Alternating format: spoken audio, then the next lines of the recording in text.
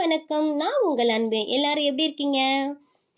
இப்போ social media முழுக்க பரபரப்பா பேசப்பட்டு இருக்கிற ஒரு விஷயம் என்ன அப்படின்னா, நம்ம டிவிகே தலைவர் விஜய் அவர்களையும் நடிகை த்ரிஷா கிருஷ்ணன் அவர்களையும் பற்றிய சில தகவல் தாங்க. சமீப காலமாக இன்டர்நெட்ல பல ரூமர் பரவி வருது அப்படிங்கிறது உங்க எல்லாருக்குமே தெரிஞ்ச ஒண்ணுதாங்க. அதுவும் குறிப்பா நம்ம டிவிகே தலைவர் விஜய் அவர்களுடைய குடும்ப வாழ்க்கையை பற்றியும் அவர்களுடைய மனைவி சங்கீதா விஜய் அவர்கள் கோர்ட்ல பெட்டிஷன் போட்டிருக்காங்க அப்படிங்கிற தகவலும் சோசியல் மீடியால வைரலா பரவி வருது அப்படிங்கிறது உங்க எல்லாருக்குமே தெரிஞ்ச ஒண்ணுதாங்க. இந்த தகவலோட சேர்த்து நம்ம டிவிகே தலைவர் விஜய் மற்றும் த்ரிஷா பற்றிய ரிலேஷன்ஷிப் ரூமரும் சில பேஜ் மற்றும் சோசியல் மீடியா அக்கௌண்ட்லயும் பேச ஆரம்பிச்சிருக்காங்க. இதை பார்த்து பலரும் பலவித கருத்து சொல்ல ஆரம்பிச்சிருக்காங்க. ஆனா நண்பர்களே, இங்க ஒரு முக்கியமான விஷயம் என்ன அப்படின்னா, சோசியல் மீடியால வரும் எல்லா தகவலும் உண்மை அப்படின்னு சொல்ல முடியாது. இங்க தான் நமக்கு வந்து யோசிச்சு பார்க்கணும். ஒரு நடிகரும் ஒரு நடிகையும் ஒரே இடத்துல சேர்ந்து போனாங்க அப்படிங்கிறதுக்காக அவர்கள் ரிலேஷன்ஷிப்ல இருக்கிறாங்க என்று நிச்சயமா சொல்ல முடியுமா? சினிமா ஃபீல்டில் வேலை செய்கிறவங்க பல வருடங்களாக ஒருவரை ஒருவர் தெரிந்தவங்களாக இருப்பார்கள்.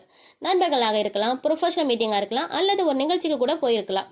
அதனால மட்டும் அவர்கள் இருவருக்கும் வேறு மாதிரியான ரிலேஷன்ஷிப் இருக்குது என்று முடிவு செஞ்சு விட முடியாதது. மேலும் இன்னொரு விஷயம் என்னன்னா, நம்ம டிவிகே தலைவர் விஜய் அவர்கள் இப்போது அரசியல் பயணத்திலும் களமிறங்கி இருக்கிறாரு. ஒரு நடிகராக இருந்தவர் இப்போது மக்களுக்காக ஏதாவது நல்லது செய்ய வேண்டும் என்ற எண்ணத்தோடு அரசியலுக்கு வந்திருக்காங்க என்று அவருடைய ரசிகர்கள் பலரும் நம்புறாங்க அப்படின்னு தாங்க நம்ம சொல்லணும்.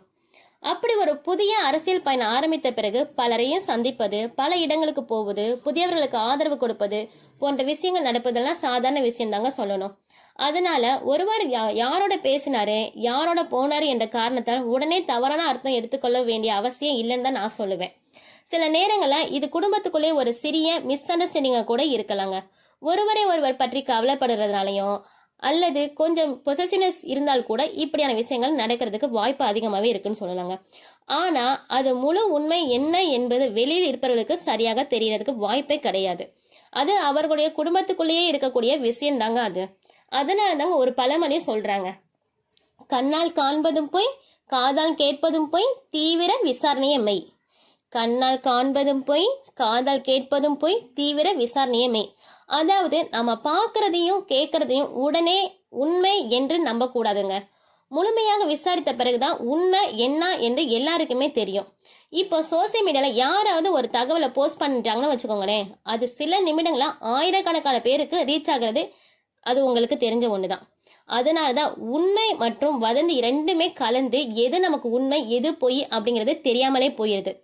அதனாலதான் நண்பர்களே, இந்த செலிபிரிட்டி பற்றிய தகவலாக இருந்தாலும் சரி, குறிப்பாக குடும்ப விஷயங்களை பற்றி பேசும்போது கொஞ்சம் பொறுப்புடன் அணுகுவது ரொம்ப முக்கியம் அப்படிங்கிறது நான் கொஞ்சம் தாழ்மையுடன் கேட்டுக்கிறேன். நம்ம டிவிகே தலைவர் விஜய் அவர்களும் பல வருடங்களா சினிமா துறையில முன்னணி நடிகராக இருந்து வந்திருக்காங்க. அதே போல நம்ம நடிகை த்ரிஷாவும் பல வருடங்களாக சினிமா துறையில முன்னணி நடிகையாகவும் நடிச்சிருக்காங்க. ரசிகர்கள் மனதில் இடம் பிடித்த ஒரு நடிகை அப்படின்னு சொல்லலாங்க. இவர்கள் இருவரும் தங்களுடைய கெரியர்ல பல படங்களை நடிச்சிருக்காங்க அப்படின்னு தாங்க சொல்லணும். அதனால அவர்கள் நண்பர்களாக இருப்பது ரொம்ப ரொம்ப ஒரு சாதாரண விஷயம் தான் சொல்லணும். ஆனால் சோசியல் மீடியால வரும் ரூமர் காரணமாக பல நேரங்களை உண்மைக்கு மாறான விஷயங்கள் பரவி வருது அப்படின்னு தாங்க சொல்லணும். அதனாலதான் நண்பர்களை, இந்த விஷயத்துல உண்மை என்ன என்பது பற்றி அதிகாரப்பூர்வ தகவல் வரும் வரை காத்திருக்கணும் அப்படிங்கிறது தான் என்னோட சரியான முடிவு அப்படிங்கிற மாதிரி நானே யோசிக்கிறேன். இந்த விஷயம் பற்றி உங்களுக்கு என்ன தோணுது? விஜய் மற்றும் த்ரிஷா பற்றி வரும் இந்த தகவல் உண்மையா இல்லையா? சோசியல் மீடியாவில் பரவி வரும் ஒரு வதந்தியா? உங்கள் கருத்தை கமெண்ட்ல சொல்லுங்க ஃப்ரெண்ட்ஸ். இந்த வீடியோ பிடிச்சிருந்தா லைக் பண்ணுங்க, ஷேர் பண்ணுங்க, சேனலை சப்ஸ்கிரைப் பண்ணுங்க. தேங்க்யூ ஃப்ரெண்ட்ஸ், பாய்.